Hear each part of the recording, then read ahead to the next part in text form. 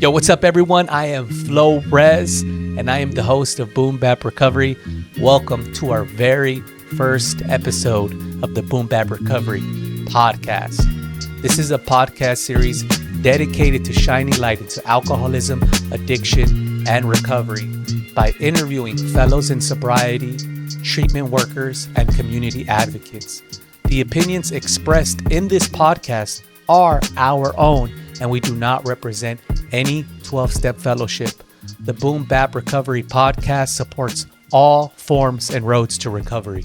Without further ado, our very first guest, Shawny Truong. And to be of service, right? I think life beyond my wildest dreams is being able to handle conflict, knowing what true values that I stand for as a man, as a person, as an adult, somebody who has or at least is working towards emotional maturity, right? Because before I used to throw fits, tantrums. I used to use violence as an answer to solve all my issues, and no, it's not like that today. And I think when I think about life beyond your wildest dreams, that's something that's really baffling to me, that I'm able to do all those things now.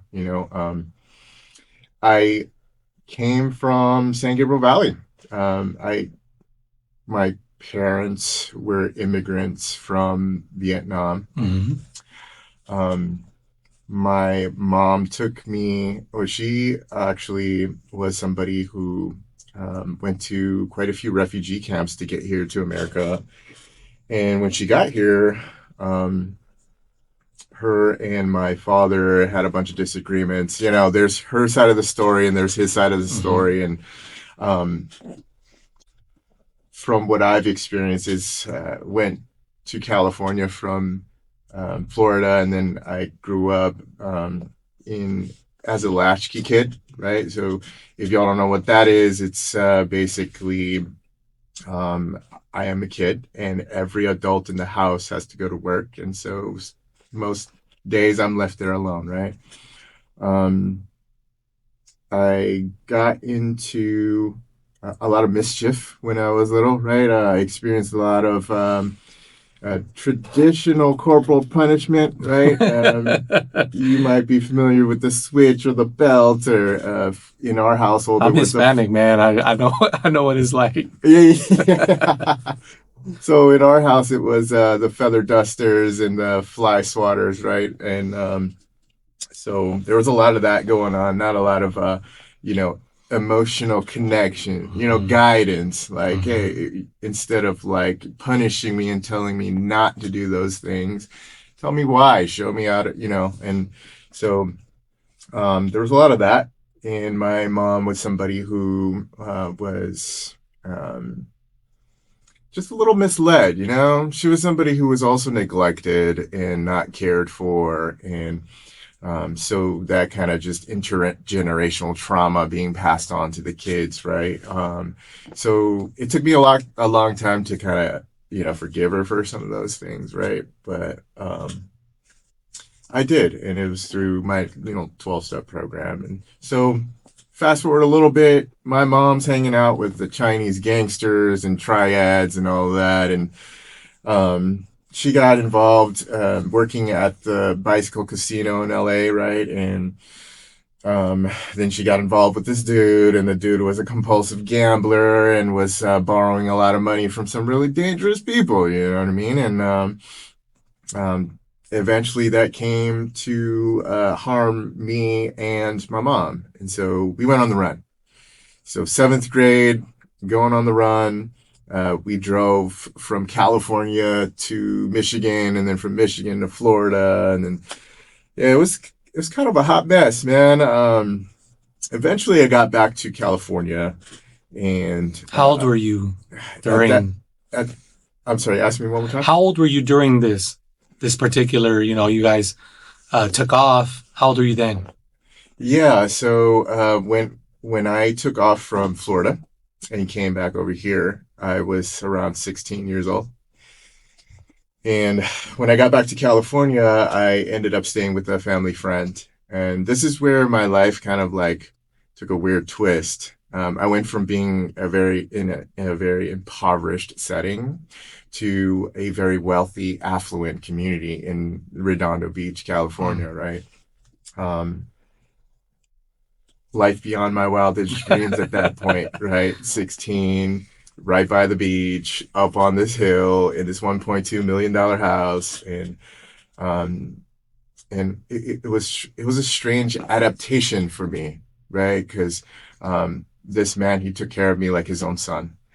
And I remember he'd take me out to go eat. And um, weird experience because I used to get so punished when you didn't finish the food on your plate, right? And the restaurants that I was going to, they give you a lot of food. And I'm just like, I'm sweating bullets on the inside because I'm like, man, this is a lot of food. I'm not going to be able to finish You it. mean used to be punished before, like before this? Yes. Ah, I hear you. Okay. Yes, I used to get punished before. And so, and it was okay. He was like, yeah, if you can't finish it, just throw it away. Or we'll take it home if you want to eat it for later, you know? Mm-hmm.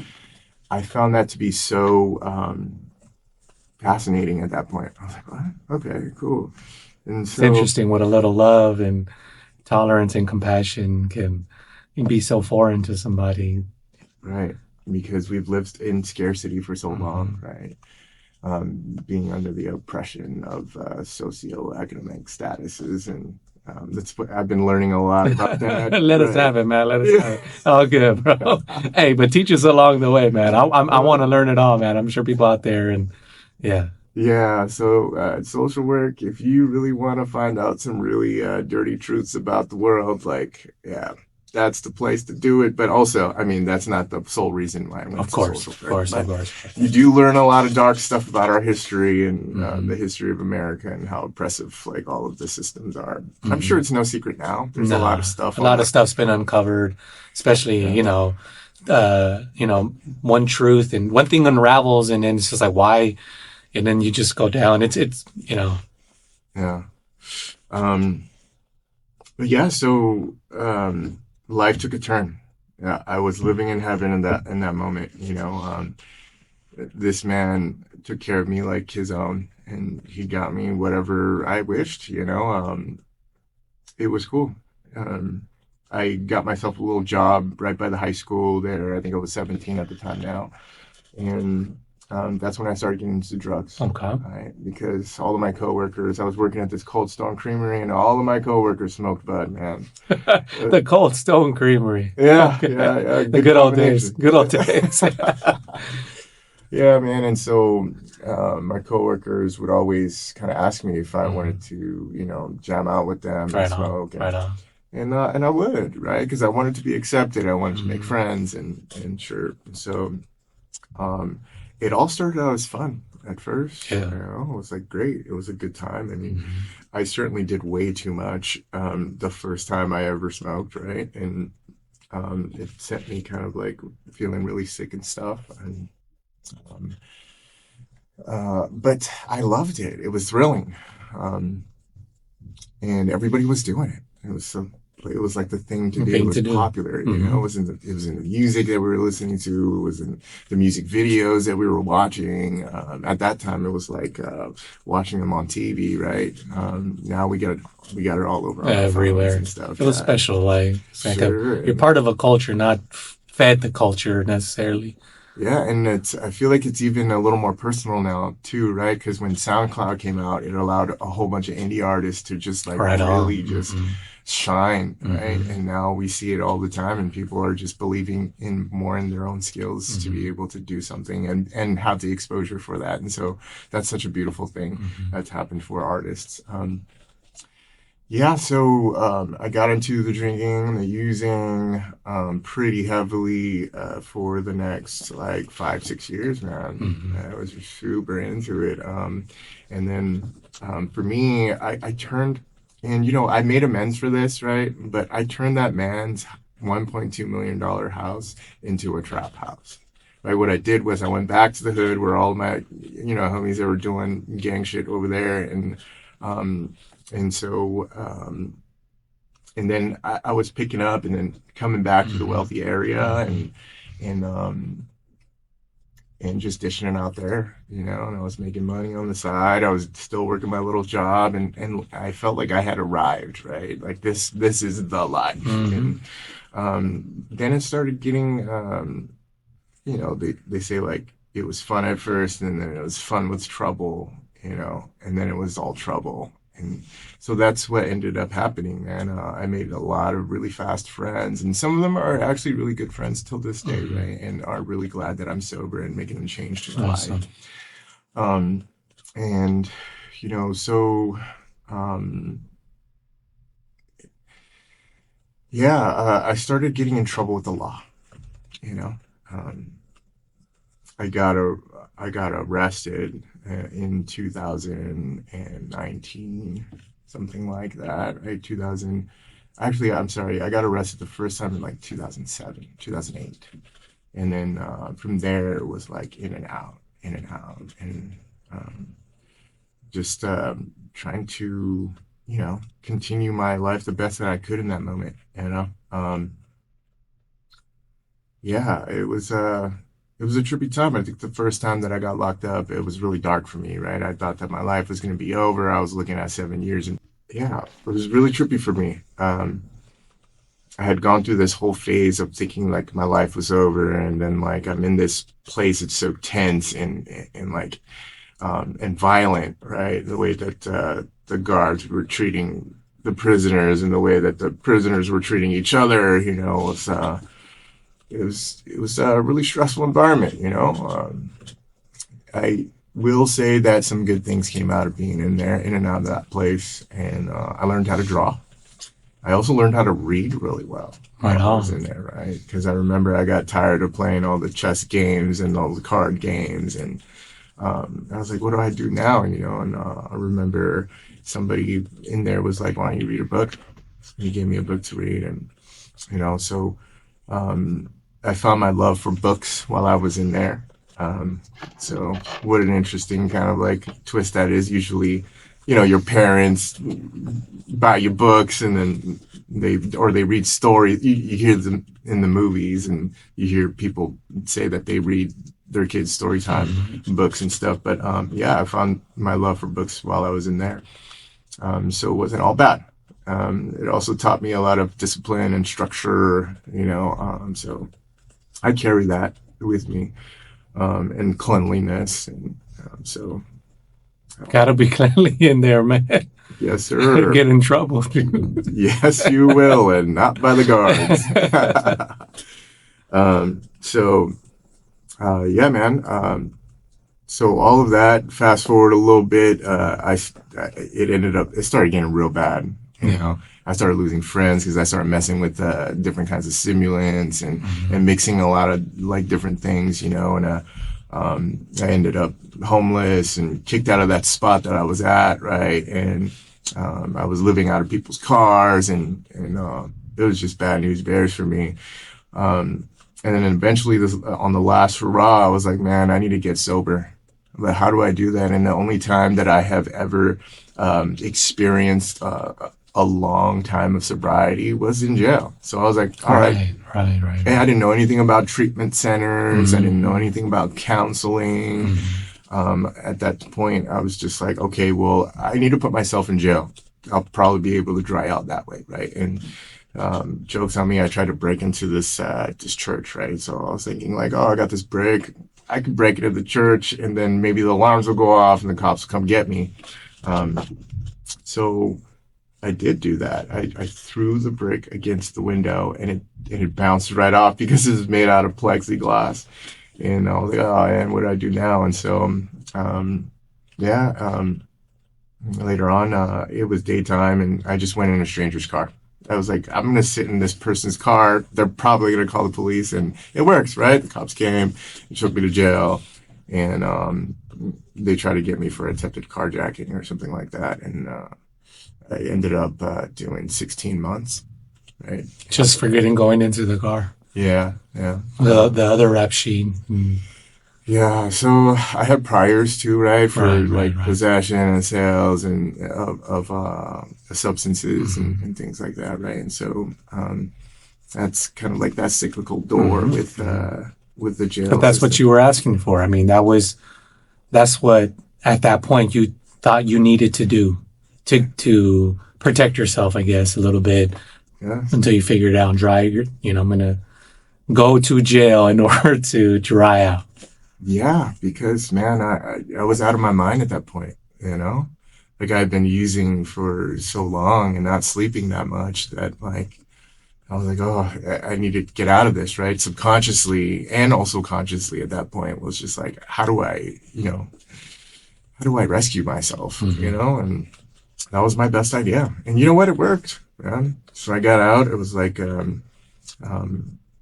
went through a bout of homelessness there, and ended up going to the mental hospitals, like in and out and stuff. And so um, at some point, I found church, right? I was working at McDonald's at that point. I think I was 25.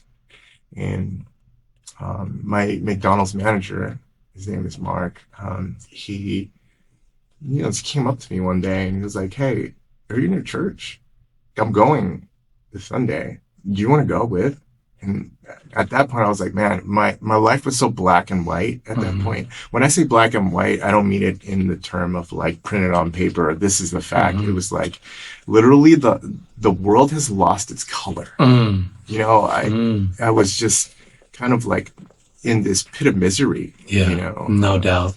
because of all of the traumatic stuff had happened all the way leading up Mm-hmm. to that point. You know what I mean? Mm-hmm. And I couldn't see the world with color anymore. Mm-hmm. I felt so hopeless because I had this rap sheet. So anytime that I would find some interviews with some big companies that could change the whole trajectory of my life financially, um, they would probably run my record and Mm-hmm. be like, we can't hire this guy, right? Because of company policies or whatever. It, and every time it would get my hope up. I would go into these job interviews and they'd love my personality and they're like stoked to have me as part of the team, and I'd make it through the second interview and everything. And then when it came to background check, it was always the same thing. This little letter that I would get in the mail that said, I'm sorry, we can't hire you, basically, right? Not in those exact words, but it was the same letter, right? Every time, like Charter Communications, Amazon sales team, like all these different companies, like Hyundai dealership, like, Mm-hmm. and it sent me further down this kind of like, Of course, yeah. blackness, like Mm-hmm. darkness, and but I started going to the church, and I took on a bunch of service positions as part of that church. It was this church in the city of Brea, and I remember one time one of the other churches came to do a presentation on their 4-day at-risk youth camp, right? And so it was such a compelling presentation that I felt called to sign up Mm-hmm. to serve, right? And I was scared. I left mid presentation from the pews, and I walked outside, and there were the tables with all the clipboards to sign up.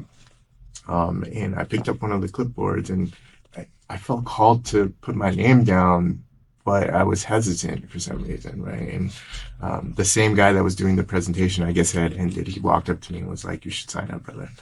And I did, and I'm so glad that I did, man. I think at that point it was something that I needed to really lift my Mm-hmm. spirit Mm-hmm. enough to see color again, Mm. right? Because it was for the kids, and I was that kid. Yeah. I was that. I Mm-hmm. was that kid, and I think that's why it was so like I was so drawn to it, and it was a transformative experience.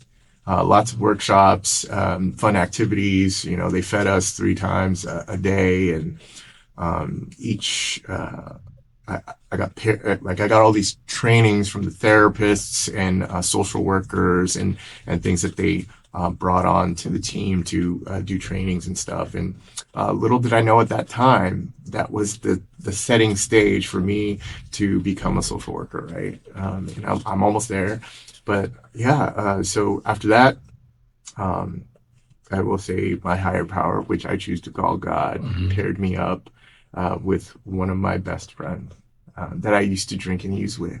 Right? Wow. We used to go to all the raves together and sell Mhm. drugs, right? And be like, "Oh, what do you got?" And then we'd trade each other and things like that. And um, he found me. He saw me at a gas station. He called me by my name. As he was standing behind me, I was like, "Whoa, who's that?" And then eventually he showed up as a friend first, and eventually he told me to come to these 12-step meetings. He introduced me to his sponsorship family, and um, he I got linked up with the sponsor, and I started working my steps. And then, like, I feel like the rest is history from there. Like I was like a scared person. I didn't know what was up, left, right, and down. At that point, all I had was my experience with the church, and that was like amazing. But then I had all of this other stuff that I needed to deal with, especially my alcoholism and drug addiction. Yes, I was dry at that point, but if you don't know what dry is, it just means you haven't worked on your recovery yet, right? You've stopped using the substances, but then you're left with all this stuff that you haven't dealt with. And up until that point, I was about 2 years dry, and then I got into the 12-step program. You know, um, do you have any like questions, or should I keep going? Keep going, man. Okay, Keep okay, going. If I feel compelled to interject and ask some questions, just keep going, man. Tell us. Keep okay, going. Yeah. cool, cool, cool. Yeah, so um, I started working the steps with a sponsor, and um, in the beginning, I had this first sponsor, and we didn't really click that well, and but I kept him. I kept trying to meet up with him the best I could, and eventually, I ran into one of my best friends, or now she's one of my best friends, right? And at that point, it was we were just coworkers on my first job, and let me tell you, this was during COVID, and I just started school because my friend Mikey, he's the one who got me into my Mhm. recovery, right? Awesome. And Shout he's out, Mikey. shout out to Mikey. Yes, he also was somebody who suggested I go back to school, right? Hmm. But I was like, well, what am I going to go back to school for? Because I Yeah. got this rap sheet. I already have all this experience Hmm. of being rejected from all these companies, and It's it's like, painful, man. It's painful. and so I knew that school was an option, but I didn't uh, like it seemed like it was a stupid option because if I had already have all these things on my record, I felt doomed. Like, Hmm. like why would I go back to school? Hmm. And Mikey challenged that. Like, well, look, you already know so much about drugs and alcohol, right? Why don't you become a counselor for that kind of thing? And he had already been working in the field at that point. And he was like, look, I'll talk to my boss. Maybe we might be able to get you a job. Um, and so I said, run it. I was like, all right, that makes so much sense to me. And I dove right in. I was like, yeah, school's going to be free for me because of my status and all that kind of stuff. So I might as well get the financial aid and do something. It's better than doing nothing, Hmm. right? Um, so I did, and I went back to school, and then eventually, um, I got that job at that treatment center, right? And I started working in treatment, and I've been working in treatment since. You know, um, I remember I was homeless at the time. I was living out of my car. I had and this was sober, right? I had turned my Camry, it was like a 2007 Camry. I took out the seat, the front passenger seat, and laid a piece of plywood there and ordered some memory foam from Amazon and turned it into like a single sleeper. And I was doing that also mainly because COVID had just struck. Hmm. And and everybody didn't know much about it, just that a lot of people were dying, and Yeah. that, like, if you were ages past 50 and up, like, stay inside, don't get exposed, right? And I didn't want to bring that home to the family or anything like that. So I chose to stay in my car, you know. Surprisingly, the cops didn't, they didn't really want to mess with that, I think, at that point, right? Because they'd find me in the parking lots and they'd knock on the window and try to flash their flashlight inside my car. And I would just pretend I was asleep and they would just bounce. Yeah. I think at that point it was like, I don't know if you got COVID or not. Like, not trying to break it out. Yeah. But yeah, so I got that job. I got my first paycheck, and then immediately I was on Craigslist, like looking for, some kind of room to rent. I know that I had a record before, right? And so because of that record, like, how am I supposed to get a spot? What a haunting thing, man. Having felonies on your record, man. That was one of the scariest things and that I had to go through. I was coming up on a year of sobriety, and the world was just so big and so open. I'm sober. I have a new life. I have the esteem of my family again. I have this fellowship. I can do anything. And I was just so excited to get that 1-year chip, dude. I took my mom down to Mexico to go see my aunt just for a quick day trip. And on the way back, get stopped at the border. And I have an aunt that lives in Rosarito. I have been there and back, tens of, maybe 50 times, and never gotten stopped for revision. When you cross the border, they actually, okay, go to revision. Never. And they were like, oh, okay, can you pull up to that officer? And they asked me if I had ever been to Glendale. I used to work in Glendale. I'm like, yeah, so they pulled me out the car. I didn't know what was going on. Turns out I had a bench warrant for my arrest, felony fraud for a COVID. We were getting COVID relief, like unemployment. And I went back to work. As soon as my job called me, like, hey, do you want to come back to work? I was there. And I collected like 2 checks, dude, from unemployment. Before I was like, okay, like I started working again. I was just like, I'll make sure like I fix this, hit a bottom, moved up to my sister's house, 2 hours away. I was getting all this mail. My mom was just kind of putting it aside for me. Hey, like EDD wants their money back.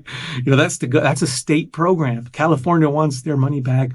And it's just like, I hit a bottom and I was going to lose my life if I would have kept drinking. And it just fell through the cracks, dude. And I'm getting sober. I'm getting my life together. Yeah. And it falls through the cracks and ends up from like, hey, pay us back, to court date, to failure to appear, to, okay, now that you're committing fraud, because a lot of that was happening during the pandemic. People were committing all sorts of fraud. Wow. I just went back to work. I was excited to go back to work. You're supposed to call EDD. Hey, I'm going back to work. Let's figure out, because even then, like I was going back to work at a very minimal capacity. So I didn't even owe a lot. It just literally fell through the cracks. Like it was like $1,000 that I needed to pay back because I went back at a very limited capacity when I was working full time before. And that's what needed to happen, I guess. I got pulled over at the border, got arrested, spent the night, seeing, handcuffed to this metal chair, seeing like traffickers, people that got caught bringing drugs in, like, and I hear the officers talking about them, like, yeah, this is and that. I'm hearing what's going on. These are people moving weight across the border. I go to San Diego County, and they start processing me, and I'm about to get processed and thrown into circulation there. And someone's like, hey, he's not supposed to be here because he's supposed to be getting transported to LA County. I go to a cell. I'm by myself for like the whole day waiting for LA County to come get me. They come get me, and I'm writing my name. I'm writing names, my sponsors' names, my mom's name with like ketchup packets, dude. You talked about it earlier, how kind of inhumane it all is, man. Like rehabilitation. I mean, at least on the county level, I've never been to prison. At least on the county level, it's really inhumane, man. Like how the system, like you go in there, you go in there worse. You come out of there worse because you get to see how the sheriffs treat the inmates like absolute animals, man. And like, yeah, you gotta show respect while you're in there. You gotta politic, all that stuff. But yeah, it was an experience that I needed to have because I was like all of my anxiety, all of that, like you say dry, but you can also be in recovery and have a lot of untreated illness in you. A lot of that's still in you, right? And I had called my family like, hey, get me out of here. Like, this is what's going on. And I'm like, okay, I thought they were just going to bail me out. So because I got arrested in San Diego and I was away from home and it was a felony, my bail was actually quite a lot. My family was like, nah, dude, you're tripping, bro. We're not going to put a lien up against our house for you to see a judge on Monday, even though it's Tuesday. Like, you're just going to have to wait. Yeah. All that anxiety, all that fear came back. And like, only one alcoholic talking to another could we could we have clarity, could we understand, because I'm telling you, I was writing down numbers with mail packets, bro, like on the ground just to memorize the number, you know what I'm saying? So I managed to get a hold of my sponsor. I'm like, this is what's happening. And he just talks me down a tree because I'm ready to like go like F my family, like just like, they left me high and dry, like just angry again. All that anger you talked about and stuff. That was my thing. That was my like, like anger and violence. And, when we got down to the nitty gritty of the trauma and stuff, how it manifested before I had my relief, my medicine, it was anger. It manifested in that way. So I was angry. I was upset. And he talked me down a tree. He was like, you're at camp with the boys. Yeah. Relax. You're going to make it. You're going to see a judge on Monday and you're going to be okay. And just like kind of talked me down.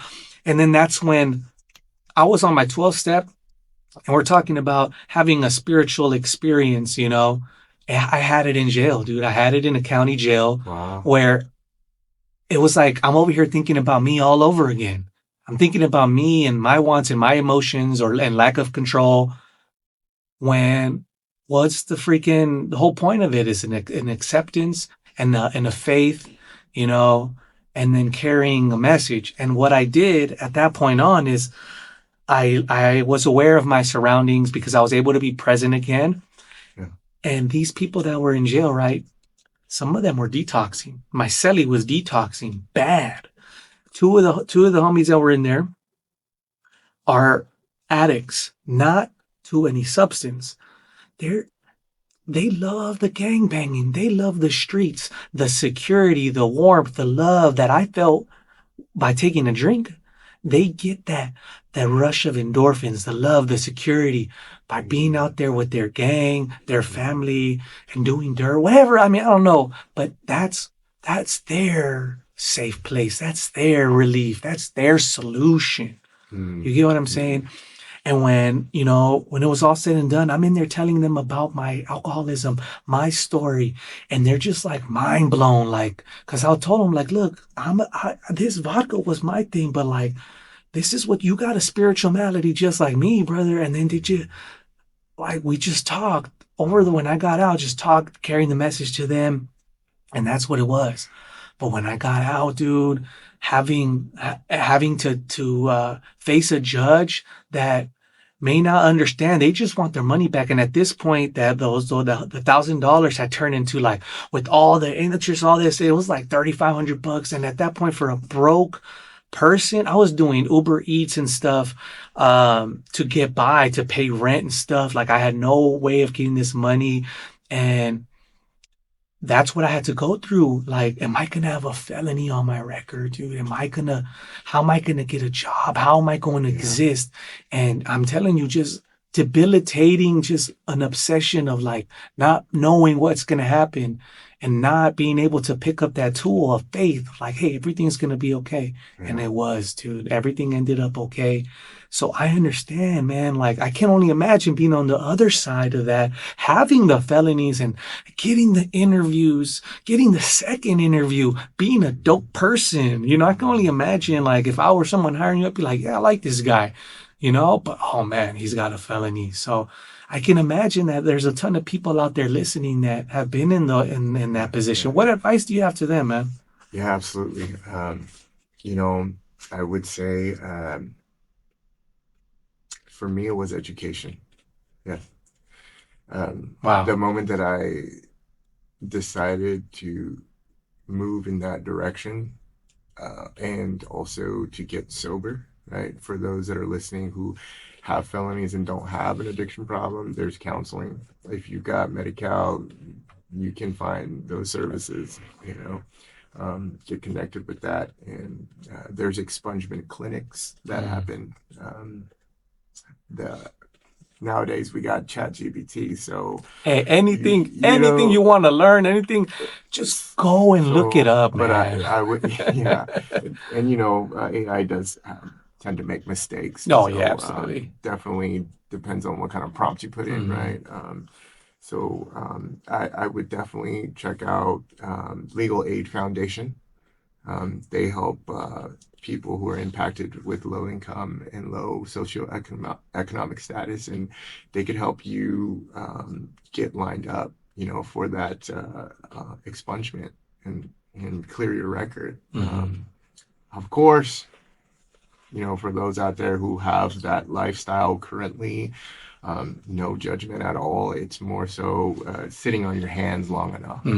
Right. And for me, I did come from that lifestyle. Yeah. I was addicted to the fast life, the fast money, and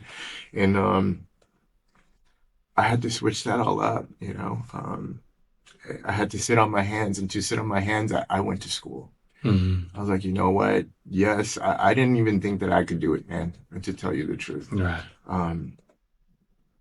But I just gave it a shot. There's so, like, right now, my experience through the school system right now is there's a lot of support for formerly incarcerated students right now. A lot, a lot. And so, suggestion with that is maybe try your hand at education. There's also a lot of trade schools out there and apprenticeships. There is a website, and I'll leave it with you so you can post it on your website or your Yeah, page yeah. or something This like is that. going up on YouTube, so Yeah, okay. yeah. It's actually from the state. They have this website that has over, anytime that I'm ever on it and I'm checking to help somebody get linked up with an apprenticeship, there's like 300 to 400 apprenticeships available. And these apprenticeships span from like barber, like becoming a barber, to like aerospace engineering. It's like, Wow. it's really like, So robust. yeah, it's got a lot of options. You can become a drone pilot or something like that. It just really depends on which companies are doing their apprenticeships, right? And so yeah, I will say it's got to be education. Right on. There are a lot of different things with social media happening too, where you can build a business, and I've seen people like build their own business in baking or anything really. Yeah. But yeah, so that might also be a good direction to move in. Right on. Yeah, for me it was education though, in my experience, because as I just bit the bullet and took the classes, and if I was failing, I dropped the class, but I gave it my best shot. There was a lot of academic counselors that was helping me out, and so yeah, I think also if you are struggling with an addiction to substances, 12-step program saved my life. Yeah. It really has. So you got a sponsor, and that's big. That's what, honestly, like my sponsor has been, God bless his soul, like spoon fed me the material, and that's how I needed it. I needed to go through the material slowly and have these experiences and iron out, my past. Like, how has a 12-step program, like, in what ways did it navigate all of your experiences and all of your past, and how are you able to utilize those tools to become the person you are today? Wow, that's a deep question. Do we got another two I know, hours? dude. It's already. I mean, we got like 10 minutes left, dude. But yeah, luckily I have lots of practice on kind of like shortening the experience, right? And I think to answer that question, there's this part in the steps where you really do look at all of your past hurts, mom for abandoning me, these thoughts that just linger in your mind. You think that you forgot them, right? But and maybe sometimes you haven't forgotten them, and you're just like, oh man, I hate that person so much, I'm never going to talk to him ever again, right?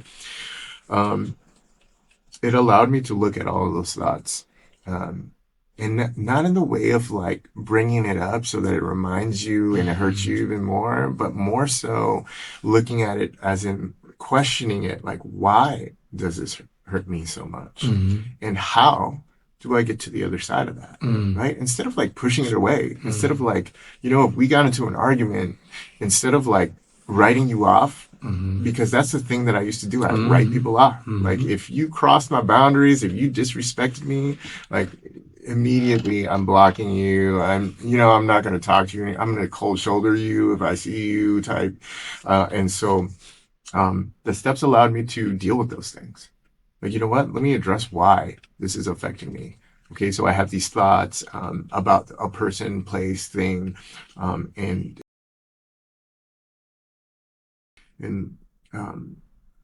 I start asking myself, where is this coming from? Why am I so upset over this thing? And usually it stems from a fear, it's something that I'm afraid of, but I'm too prideful to admit that I'm afraid. And so I use anger as a control, you're right, as an illusion of control. And that's like holding on to a double-edged blade, I don't know if you've heard this before, but having a resentment towards somebody is like drinking poison and hoping the other person gets injured, right? Absolutely. But really, you're the only one that's injuring yourself over and over. And the steps teach you these kind of things where it's like, I noticed that I'm you're a little irritated, upset. Where is that coming from? Why is it affecting me, right? And I think that was such a monumental kind of like vital tool for me to have, because I've had a lot of trauma in the past, a lot of PTSD and things like that, and anxiety, right? And then it also connected with a community of people that I really needed, that I didn't even know I needed, right? Because I thought that, I got this. Everybody always teaches you when you were younger, depending on, how you grew up, but they say, you gotta be independent, and you gotta, I grew up in that era where they say like boys don't cry type thing, right? And we don't talk, we just puff out our chest and just do our best, right? And there is a time and place for that, right? And I think if I'm holding on to a lot of fears and resentments, and it's just driving all this behavior, which is like isolating, like ghosting people, not being able to tell you what I need or what I want, or set boundaries, is a lot of people say that word, boundaries, right? And how to communicate in a healthy space, how to get across my words to you so that it's not accusatory, it's not blaming, it's more so just like communication on what's going on, right? And I couldn't find those words because that's not how I grew up. And through the 12-step program, I started being able to find those words. I found the sponsor that I trusted, and I started doing the work with him, and we worked together for the past 5 years, right? And now I'm starting to get better at communicating. It takes time. Huh? You're rebuilding your entire circuitry. I mean, reacting like you say, having that communication that is just full of anger, full of fear, full of resentment, and having those thoughts and manifesting them through the way you speak, your actions, and doing that over and over and over again. Not to mention the drinking and all that does. You're literally wiring your brain a certain way, and it takes time, and it takes practice, and it takes mistakes. And that's why the sponsorship, the fellowship is so beautiful, because you get to continue bouncing new experiences. Okay, what you went through in your first year and the framework that you have, like you're doing better than when you're actively in your addiction and stuff, and you're making different decisions, and you're learning, and you get to bounce those ideas off the sponsor, and then you grow, right? And then you run into a whole nother set of things, and then you bounce the ideas off, and you grow, and then all of these things are just are experiences that you're picking up. So when you have another person that's just like a younger version of Shawny, or an older person too, that's going through the same thing that you once went through, you can be like, I've been there, and I understand what you're going through, and this is what I did, and this is what I recommend for you. And then it's up to the person to take suggestion. Sure, And sure. that's all I'm doing right now is continuing to take suggestions and stay teachable. Ah, How important do you think that is for anybody that's uh, looking to make a start mhm. or is early on or, whoever? How important is it to remain teachable? Oh man, that's, probably one of the most important things. It's hard, man, because we let pride get in the way. And it comes And back. It comes. We're not absolved of ever taking it back. We take it sure. back. We get in trouble. We're like, oh dang, let me give it back. Here we go, God. Take it back. Yeah. We're just humans. This I have this that's part of tattoo. I it. have this tattoo on my wrist. For those listening, and you can't see it, but if you tune into YouTube, you might be able to. It says "Only Human," right? And why did I get it on my wrist facing me, right? Two things: it offers me perspective, right? Because I tend to puff out my chest sometimes. Like, Mm-hmm. it's like this natural instinct to be well regarded, to be looked at. Like, look at me, I'm doing cool, I'm doing good. And sometimes I'll miss the moments in front of Mm-hmm. me. Like, I'll miss the person. When I say Right. miss the person, I'll be like, maybe this is not what the person needs from me, or I'll say the wrong thing, or I'll completely ignore what's going on accident, right? So it reminds me to just like, hey, chill out, be humble, be Mm-hmm. kind, like when if I'm on the freeway and somebody comes barreling Oh into my man, that's the lane. worst, dude. When that stuff comes out, 90% of the time it's because I'm on the freeway and I'm just like, Yes. oh man. And that's also a natural response, right? Because if you think about the what is it, the psychology of it, somebody's in a car, they're barreling into your lane. It's a weapon of mass It destruction, really right? literally is, Yeah, and man. so It's that's why we react in anger. But like to chase the person down oh and flip yeah. them off and Yeah. whatever else, Yeah, yeah. that's a whole nother thing that we got to keep in check, right? And so Only Human reminds me about that. And then on the opposite end of that, it also reminds me that like I don't have to do everything perfect. Mm. That like Give it yourself some grace, man. exactly. I can make a mistake. Like I don't have to. In my sponsorship family, we call it reverse pride. So Mm. reverse pride is when I get stuck inside of myself. I'm blaming myself. I'm stuck in this misery, self-loathing, self-pity, and like Of that course. kind of stuff. And um, yeah, so that's why I have this tattoo. It just reminds me to, try to stay balanced. Of course.